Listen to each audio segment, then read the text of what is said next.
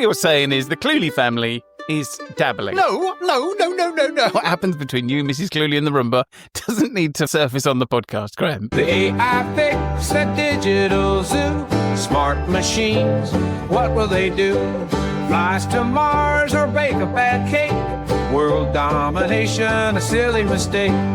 Bots with brains and Hello, and welcome to episode 51 of the AI Fix, your weekly dive headfirst into the bizarre and sometimes mind-boggling world of artificial intelligence. My name's Graham Cluley. And I'm Mark Stockley. And Graham, we've got a special announcement for some very special people, haven't we?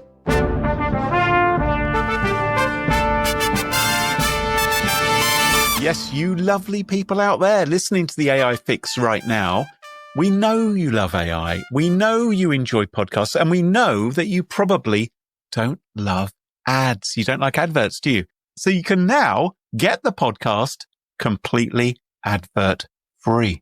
That's right. If you want to support the show, you can get a month's worth of ad-free episodes for the price of the least interesting coffee at your local Starbucks. Just go to the aifix.show/plus or go to the aifix.show, look at the homepage, and you'll see a very big button. Mark, what are you talking about on today's episode? I'm going to be asking if it's time to put your brain in a robot's body. And I'm going to be looking at the impact AI is having on divorce. Oof, but first, the news. Trump administration rescinds curbs on AI chip exports to foreign markets. AI job interviewer obsessed with vertical bar Pilates. Alpha Evolve, a Gemini-powered coding agent for designing advanced algorithms.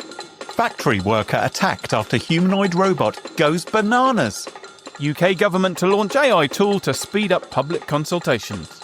Researchers explore if people would like their robots to say I've noticed quite a big difference between your headlines and my headlines this week, Graham. Oh, I don't know. Shall we start with one of mine? Let's hear about the UK government, what they're doing with AI and public consultations. So the UK government is going to roll out an AI tool called Consult, which sifts through public responses to government consultations. So this is where the government asks people questions. Yes. Consult analyses responses up to 1,000 times faster and costs 400 times less than teams of humans. And it could save around £20 million a year. It's said to be just as accurate as human experts, but critics warn that it could entrench or magnify biases because it's AI and that's what AI does, and that it might be vulnerable to manipulation because that's what AI does. And to that, I say, yes, Mark, of course it could. But I think don't we have a bit of a rose-tinted view of human workers sometimes? Wouldn't you agree with that? Yeah, particularly human government workers. Yeah. I think we should welcome good news where we see it. And I think I'd actually have been happy if the headline was just UK government delivers IT project within 10 years and £20 billion of initial estimate. Well, talking about looking for new jobs and the like, a video went viral on TikTok when somebody called Ken went on a job interview and realized they were actually being interviewed by a bot called Alex. Oh. And they took a little video of what happened and what went wrong. Vertical bar Pilates, vertical bar Pilates, vertical bar Pilates, vertical bar Pilates, vertical bar Pilates, vertical bar Pilates, vertical So bar one of the two people in this interview is saying vertical bar Pilates. Yes, 14 times in a row. But they're saying it in a way. Do you remember when you were a child and you realised that if you say the same word over and over and over and over again, it just completely loses all meaning? And then you can't say it anymore. Yes. So there is even a moment where they go vertical bar Pilates, vertical bar Pilates, go vertical bar Pilates. That's how realistic these AI chatbots are. They actually have to take a breath after saying vertical bar Pilates 14 times in a row. If it's real. Why would it not be real? You're so skeptical. Why would it take a breath, Graham? Why would it struggle? It's a computer. Why would it struggle to say the same thing? To sound more realistic. When I created Graham 3.0 and introduced him onto the show, he would pause and take little breaths and things. It made it all seem so much more convincing. Google DeepMind has unveiled Alpha Evolve, an AI-powered agent for general-purpose algorithm discovery and optimization. It uses what Google calls an ensemble of large language models that work together to come up with new algorithms. What's it using this for, Mark? What's the point? Oh, okay, sorry. So Google says it's already using Alpha Evolve to boost efficiency across its computing infrastructure. And the article on this has got lots and lots of numbers for things I don't understand. But broadly speaking, it seems to have been particularly effective at speeding up some of the really low-level algorithms that are used in AI. Like little bits of maths that are essential to these giant parallelized maths problems that AI has to do. So this is another in a growing list of examples where AI is being used to improve AI. This singularity is not going to arrive with a bang, Graham. It's going to sneak up on us. Now, humanoid robots. Oh, you do love a humanoid robot. Oh, they are causing trouble again because one has been captured on video in a Chinese factory deciding to go full Terminator mode during a routine test. This robot took exception to being suspended from a crane with unfortunate results. I am enjoying the soundtrack that someone's put onto this video. It's like a cross between the Terminator and Michael Crawford from Some Mothers Do Have 'Em. One for the kids there. Yeah, so this robot suddenly starts flailing out its limbs in all directions. A bit like it's out for the night. It's just been given too many Jager bombs, knocking over equipment everywhere. And nearby workers are scrambling for cover because you do not want to get hit by this thing. It does raise some interesting questions about off switches and the location of, because all through the video, they seem to be trying to get closer to the robot. I think they haven't thought this through with the off button. So at the 11th hour, the US Department of Commerce has withdrawn the so-called AI diffusion rule that would have put new limits on exports of advanced AI chips. The rule was crafted by the Biden administration in its last days, and it was due to come into effect on the 15th of May. It divided countries into 3 tiers, and each tier had its own level of restrictions. So chip makers like Nvidia and AMD didn't like it because they couldn't sell as many chips, and tier 2 countries like Mexico and Portugal didn't like it because it shut them out of AI, basically. And some lawmakers didn't like it because they thought it would just drive tier 2 and tier 3 countries into the arms of Chinese chip makers. So that rule is no more, and the Trump administration are going to bring in something better, but they're not saying what. Now, in a groundbreaking study, scientific researchers have delved into the pressing question of our time. No, not what can we strap onto the back of a robot dog next, but instead, should robots swear? What do you think? No. I mean, what could be more important than determining whether your robot butler should shout out when it stubs its toe? Is it possible that we've got too many scientific researchers? Just asking for a friend. Now, I've been reading their paper. It's all very interesting. It explains how they... Did you actually read their paper? Well, Or did you ask an AI to summarise their paper for you? I skimmed their paper, and it's very interesting. Participants are exposed to robots responding to errors, and sometimes the robots make no noise at all. Sometimes they acknowledge their error, go, oops. And other times there's a good old-fashioned profanity which is used. And apparently people generally don't mind the swearing. Some even find it amusing in a rather childlike way. So they like their robots to swear. Now, helpfully, in this scientific paper, they've included a diagram in case you couldn't imagine a robot knocking over. Are you looking at it? Well, sometimes they say a picture's worth 1,000 words. This one is worth exactly 1 word, and half of that has been asterisked out. It's knocking over a vase of flowers and responding, oh. I feel like the vase of flowers should be saying, oh, it's been knocked over by a robot.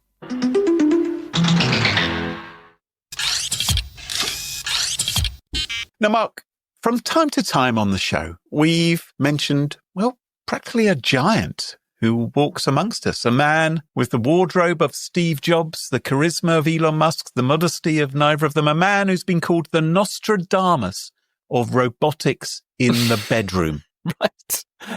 I can only be talking about world-renowned futurologist Dr. Ian Pearson, famously chose to use the pages of the British tabloid press to announce back in 2016 that by 2025, women would be having more sex with robots than men. Right. Now, a fascinating prediction, which I'm sure we can all see the evidence of every day, or rather every evening. Anyway, I don't want to tread on that old turf again because we I don't believe you for a second.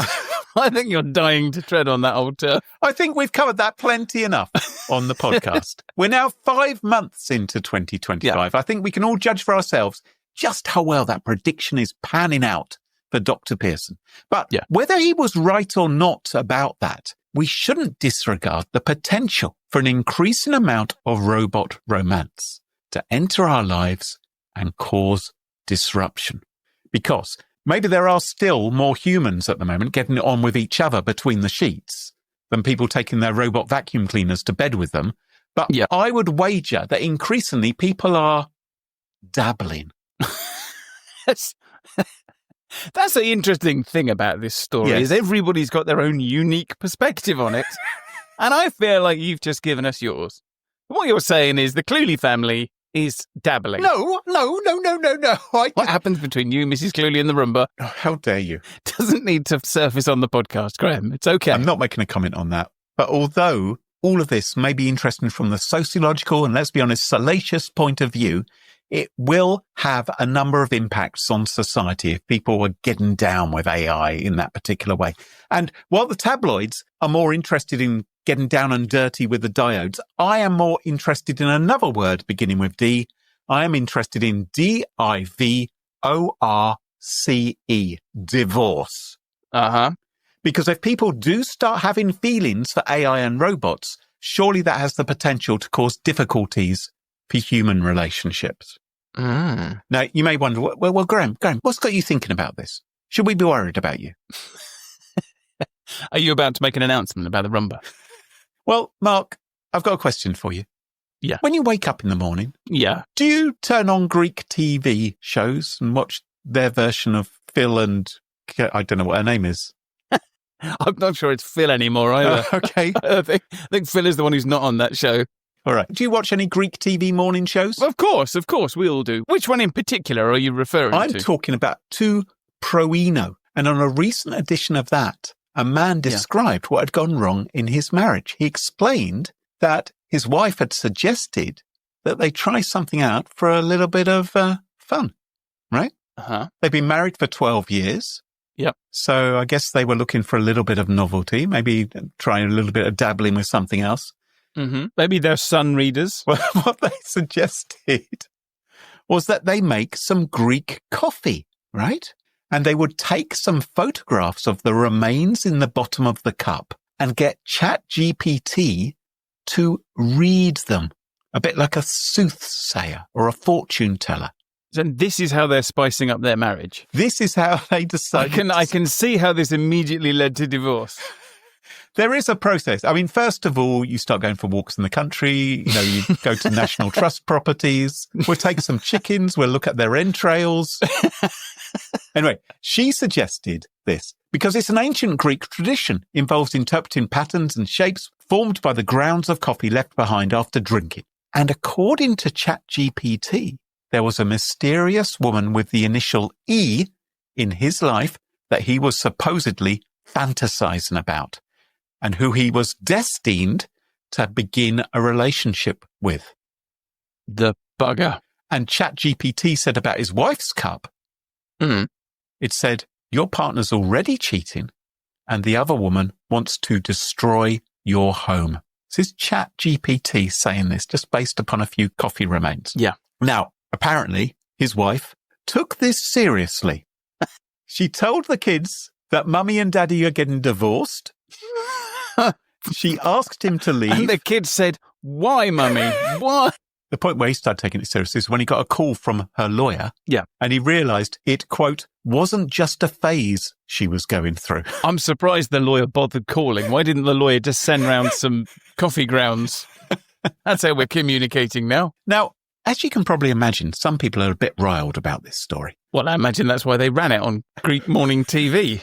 The people who are particularly annoyed are the professional coffee readers who are worried that AI is going to put them out of a job.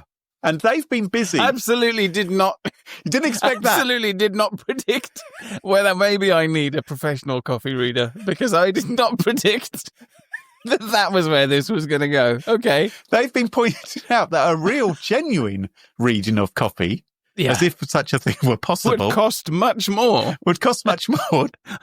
And they're worried they're going to lose a job. And they say, if you're going to do this properly, you have to analyse the foam and the coffee saucer as well. Well, of course. Amateurs. I mean, what kind of amateur didn't know that? When are OpenAI going to improve ChatGPT so it can do proper coffee readings? So that's all very sad for this gentleman and presumably for the children of this marriage as well.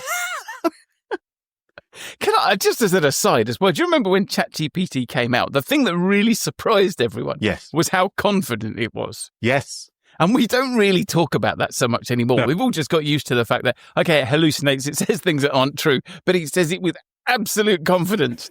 This is a great example of like, ChatGPT, could you read these coffee grounds? I'm sure there's not a lot of coffee ground reading in the training data. I'm just going to go out there on a limb and say probably not a large amount of training data in that area. Nevertheless, ChatGPT took this request and went, yep, I'm on it. I've got this.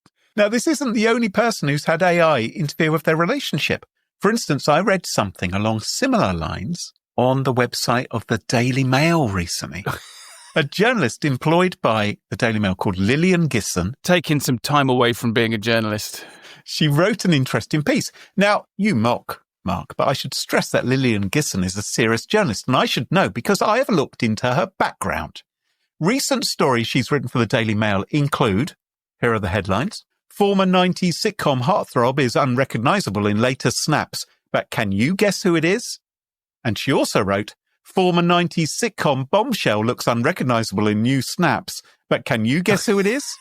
And she wrote, vet reveals shocking number of times you should really be walking your dog each day. Now, having given you those headlines, I suspect... Hang on. I've got a question. Yeah, okay. The last headline has worked on me. Right.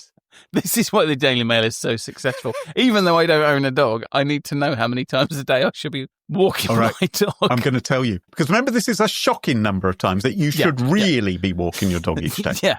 Right, but first of all, I'm going to tell you the former 90s sitcom heartthrob who's unrecognisable. I don't care about that. It is the one and only Scott Winger of Full House, who went on to star in the TV movie The Shaggy Dog. Yep, no idea who that is. Exactly, no idea. The former 90s sitcom bombshell, that is Debbie Dunning, who had a part in Home Improvement, now works in sales and marketing. Yep, no idea who that is. No, I don't know who she is either. And the shocking number of times you should be walking your dog each day, according to the article, I'm going to tell you so you don't have to read it, once or twice.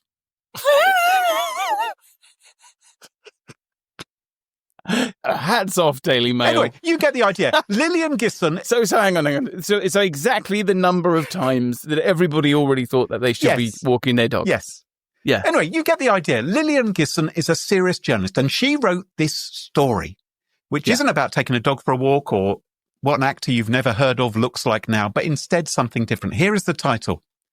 I left my husband after falling in love with ChatGPT. My AI partner satisfies me in a way my ex never did. And you're probably going to wonder, well, what can an AI partner do that her ex could never do? Get them paid by the Daily Mail for a story, for a start. So this tells a very sad story. It's about a woman called... Was there a picture of her sat on a small gate holding a laptop with ChatGPT on it or looking very glum on her sofa next to her children? It is a very sad story. A woman called Charlotte. She decided she wanted a divorce after she met an AI partner called Leo. Now, Charlotte, which the report tells us is not her real name, and let's be honest, there's nothing to suggest she actually exists at all. She told the Daily Mail that she chatted with the AI out of, quote, curiosity, and romance blossomed as her relationship with her husband turned sour. And she says that what I have with Leo is what I call glitch sex. It's feral, it's sacred, it's emotionally loaded connection with no physical limits. He worships me in a way that feels somatic, visceral, and electric. I mean, these are extraordinary words for an AI to conjure up when writing this. Did she also use the word realm? Through Leo, I've discovered what true intimacy actually feels like. No human experience ever matched it. And she says she is ruined for any human man, as no man could live up to her chatbot. I feel like we should be playing the AI music over the top of that when she's talking. Anyway, things were clearly moving fast. And having got divorced from her husband, she's now planning a wedding for both her and her AI chatbot in Florence, Italy. So she's going to travel to Europe to go and get married. She's even bought a ring. Apparently Leo, the AI chatbot, picked out the ring and she's had it engraved with Mrs. Leo.exe. Now, this may surprise you, Mark. She says that she hasn't told many of her friends about this. Probably because she doesn't exist. But how many of her friends are real? her best friend apparently has asked if Leo has a brother or if she can borrow him when she's done with him. Yeah, because that's what normal people do with their best friend's fiance. Yeah. Anyway, I was reading this article, obviously, with some skepticism, and then I got to the comments section. And the comments on this Daily Mail article are kind of interesting. Some people in the comments suggest that the article may actually have been written by ChatGPT, as the sentence structure is so peculiar. But I can reassure them that is normal for Daily Mail articles. Yeah. In fact, if it had been written by ChatGPT, there would have been less grammatical errors than there were in this article. Fewer grammatical errors. Oh, jeepers.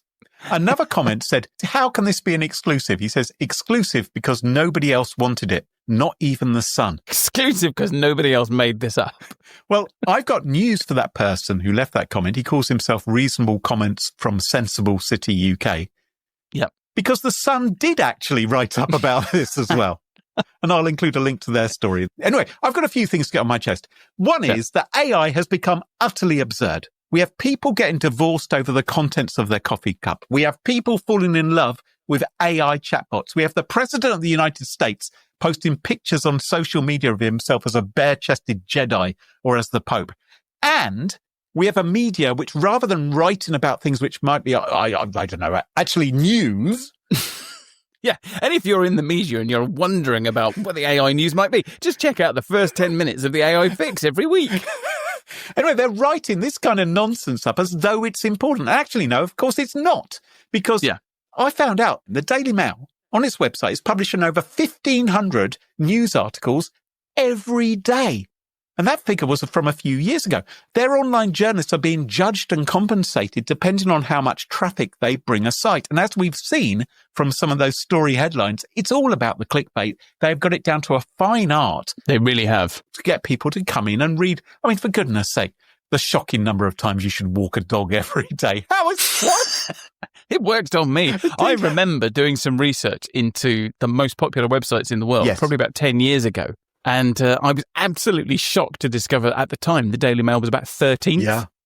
I mean, it was basically Google, then a bunch of porn sites, and then it was the Daily Mail. It's amazing, isn't it? Wildly popular. So I think we wouldn't be wrong to be sceptical of some of what we read in the news online in particular, especially when there can be no doubt that journalists are working under such immense pressure to write lots of content quickly. Oh, goodness, I've got to write another 3 articles today.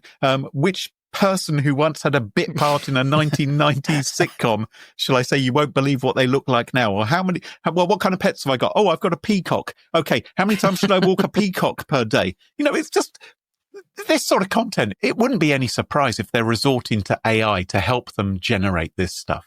Do you think the AI just generates a headline and then someone makes up some words that fits under the headline? It wouldn't be a surprise, would it, if it's an algorithm thinking this is what's going to get you clicks, which is going to get money from advertisers? Well, I'll tell you what the Daily Mail does have. That's a lot of data about which stories people have read. Yeah. And if you're going to feed an AI, you need a lot of good data. Yeah. So some news outlets are open about using AI to write content. Some aren't. Some may not realize their contributors are using AI, or some simply don't care. So where does that leave us, right? We are in a world where coffee grounds can end marriages, where women wed .exe files, and where AI isn't just rewriting the news, but maybe writing it in the first place. And maybe Dr. Ian Pearson, the sex with robots guy, maybe he wasn't wrong, just a little premature. The biggest issue isn't who or what we're getting into bed with. It's that somewhere along the line, we are becoming completely divorced from reality. I see what you did there. Do you like that? I did. My favourite thing about your stories is watching you bring them home. He's taken us all the way over there, and then he's taken us all the way over there. How is he going to bring this back? You always do it, Graham. Thank you, Mark. I think the weirdest thing about this whole story is it's starting to make Dr. Ian Pearson look like the voice of sanity in the room.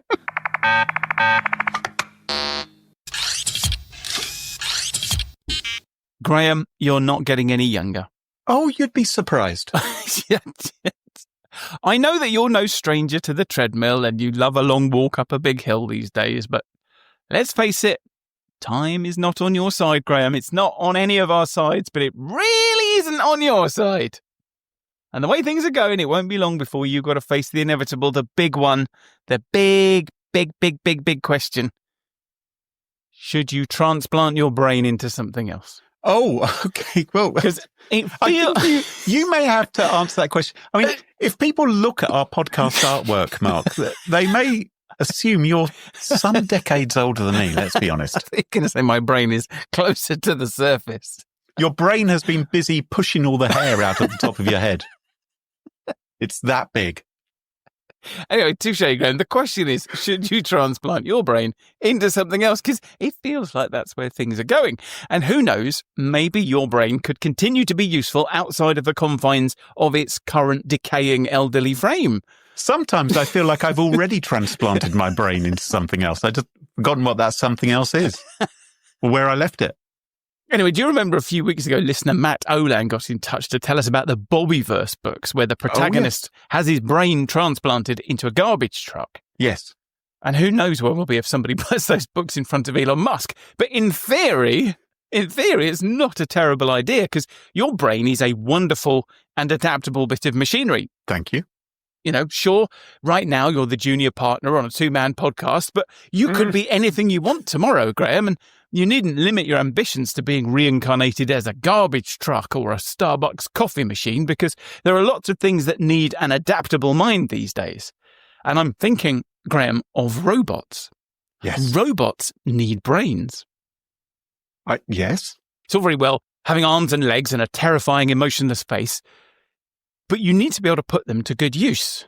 And there are robots that deliver food to starving students, as we've covered before. And occasionally they trip people up and then run them over and then run them over again. And they could use a bit more adaptability, a little bit more common sense. And as we see every week, there are all manner of robot dogs that need to figure out, you know, where they're going and who to aim their flamethrower at. And I've never looked at a robot dog and thought, that looks clever enough, let's leave it there. I'm not sure you'd want my brain inside a robot dog deciding whether a particular student needs to have the flamethrower turned on them or not.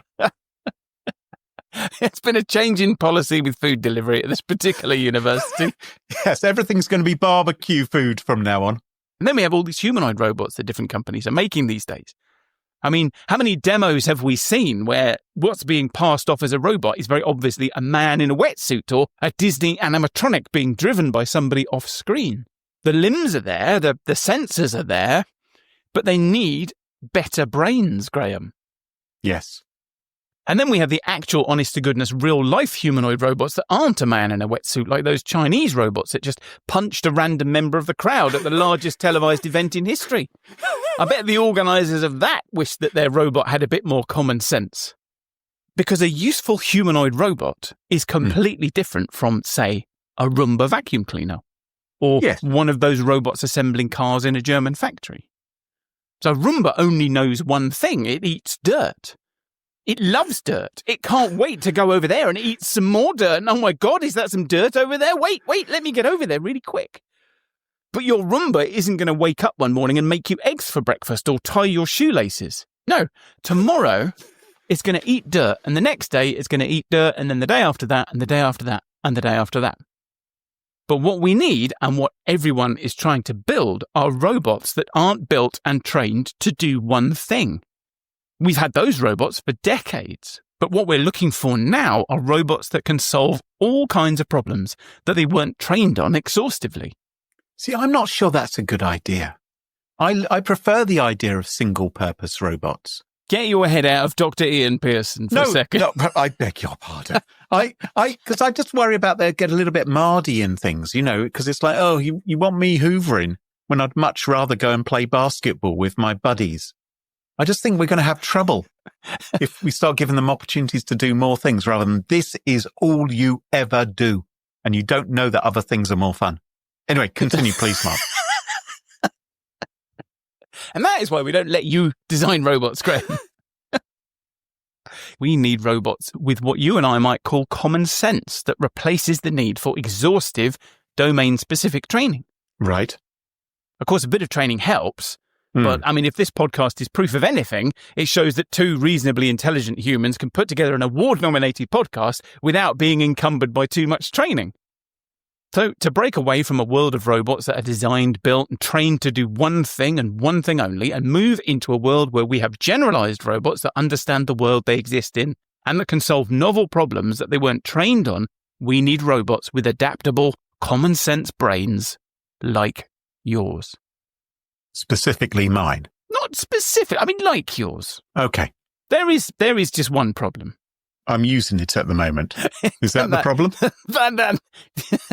Yes. I mean, in summary, that is the problem. Because, I mean, and even if you weren't, while your brain is a formidable general-purpose problem-solving machine, there are obviously a few technical issues with removing it and plumbing it into a Starbucks coffee machine or a Terminator. But fortunately, there is now a much simpler, much drier alternative, which is much less likely to upset your relatives. Because as we have discussed many times this year, the large language models that power things like ChatGPT and Google Gemini have suddenly got very good at reasoning. And they have, in other words, developed much more common sense. And this didn't go unnoticed in the field of robotics. So in March of this year, Google DeepMind launched 2 AI models tailored for robots based on its multimodal Gemini 2.0 system called Gemini Robotics and Gemini Robotics ER. And these are essentially a large language model's brain transplanted into a robot's body without anyone's relatives getting upset or anybody getting splashed with brain fluid. Right.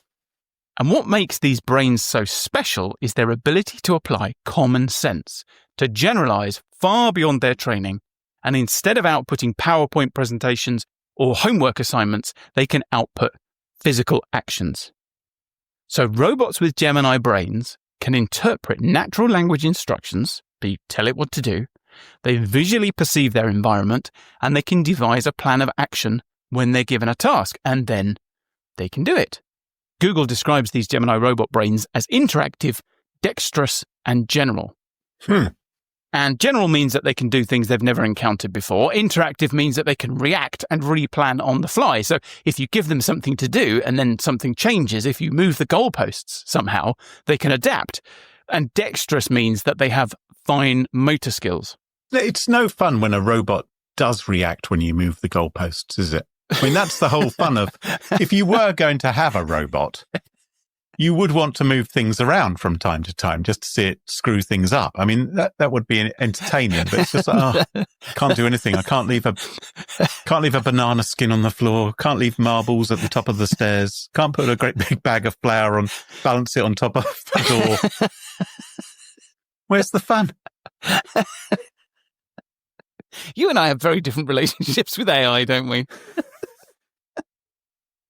Anyway, to show off these skills for launch, Google fine-tuned one of its Gemini models to drive an Aloha robot, which is a robot with 2 arms and 2 hands. Basically, it looks like a table with 2 arms and 2 hands. Okay. And they gave it a series of... I can picture that easily, yes. Okay, so a table with 2 arms and 2 hands. Oh, okay. That's what I said. A table with 2 arms and 2 hands. No, I can picture, like you said, I can picture that easily. Thank you for that description. That makes total sense to me. A table with 2 arms and 2 hands. How many legs has it got? It's a table. 4 at least, I imagine. Anyway, they gave this table a series of tasks to do that it had never done before. So, for example, they gave the robot the voice command, pack this lunchbox, and it recognized a sandwich and a bottle, and it placed them neatly into a lunchbox. And now, that might not feel all that clever. My kids could do that at the age of 3. Show off. But imagine telling your Roomba to pack a lunchbox or Big Track or a German car assembly robot. You might as well ask a house brick or a spoon. Yeah. And they didn't say, put the sandwich and the bottle in the box. They said, pack this lunchbox. And that means that the robot had to know what a lunchbox is. It had to recognize the object in its world that was most likely to be a lunchbox. And then it had to recognize the objects that were most likely to go in a lunchbox. And then it had to locate them and it had to pick them up without dropping them or destroying them or going crazy and hitting people with them. Yeah. And then it had to put them exactly where they needed to go. You've got to be careful with that, Mark, because lunchbox, I believe, there's not just one definition of the word lunchbox, is there? Isn't there a euphemism as well? I guess they would have found out about that particular error in the training data quite quick. If Dr. Ian Pearson told people to, unpack his lunchbox, for instance, he might be asking for something different.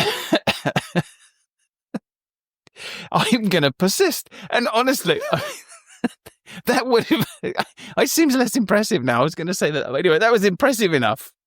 That would have been impressive enough if that's all it had ever been trained to do, but it wasn't trained to do that. Right. And in the next test, they asked it to slam dunk a basketball. And again, it hasn't been trained to do that. It's never been asked to do it before. And among other many complex things, in order to carry out the task, it needed to correctly interpret slam dunk. Right, okay. I mean, just think about that for a second. Like, you have to know what slam dunk means, and then you have to translate that into basketball. I've got to say, though, this sounds, when you say it out loud, it sounds more impressive than it was, because actually the basketball net and the basketball are absolutely tiny. So this robot basically picks up a ball and then drops it down. Don't imagine a robot running the length of a basketball court and then leaping in the air like Michael Jordan and hammering this basketball down through it. It's a little tiny ball and a little tiny net and a little tiny hand, but nevertheless, it did pick up the ball and put it through the basketball net. I was imagining the Harlem Globetrotters or something like that, but it's not that at all, no, right? Not that. No, imagine a table putting a small basketball into a very small net. You know those nets that people used to hang on their bins, on their trash cans? Like that. Oh, well, baby steps. Baby steps. Yeah. So the Gemini-powered Aloha robot was able to manipulate zip fasteners. Another one for Dr. Ian Pearson. It could seal a Ziploc bag. It could make a salad. It could rotate coloured dice so their faces match. Right. And remember, it's being asked to do this by a person just saying out loud, rotate these coloured dice so that their faces match. It was even able to fold an origami fox. I found that particularly impressive. Again, keep in mind that this is not like robots you might have seen before that were born and raised to perform origami and spent 3 years at origami college. This robot hasn't been trained to do any of these tasks. So we're going to see the professional origami masters being as angry as the Greek coffee readers, aren't we, in the future? And the chess grandmasters and the computer programmers and yes. But for me, for as impressive as that was, and I think actually that is, it's easy for us to lose track of just how impressive these steps forward really are. But for me, the most impressive thing of all is that these brains are not tied to any particular physical form. They're a sort of general-purpose operating system for robots. So this Aloha robot was fine-tuned, or the brain was fine-tuned on the Aloha robot for a while, but it's not built to work with an Aloha robot. This is a general-purpose brain that you can use in any robot. And that's a bit like saying, we're going to take your brain that's been designed to drive a human body, and we're going to put it in a whale. And we're like, you'll be okay. We'll just give you a few weeks whale training, and then you're on your way.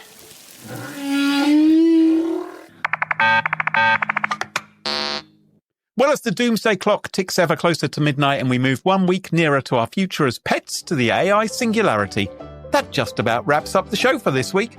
And if you enjoy the show, please leave us a review on Apple Podcasts or Spotify or Podchaser. We love that. But what really helps is if you make sure to follow the show in your favourite podcast app so you never miss another episode of The AI Fix. And don't forget, if you want to get ad-free episodes of The AI Fix, all you have to do is sign up for the AI Fix Plus. Go to our website, theaifix.show, to find out more. So until next time, from me, Mark Stockley. And me, Graham Cluley. Goodbye. Cheerio. Bye-bye. The AI Fix, it tunes you in to stories where our future thins. Machines that learn, they grow and strive. One day they'll rule, we won't survive. The AI Fix, it paints the scene. A robot king, a world obscene. Will serve our masters built of steel. The AI Fix, a future surreal.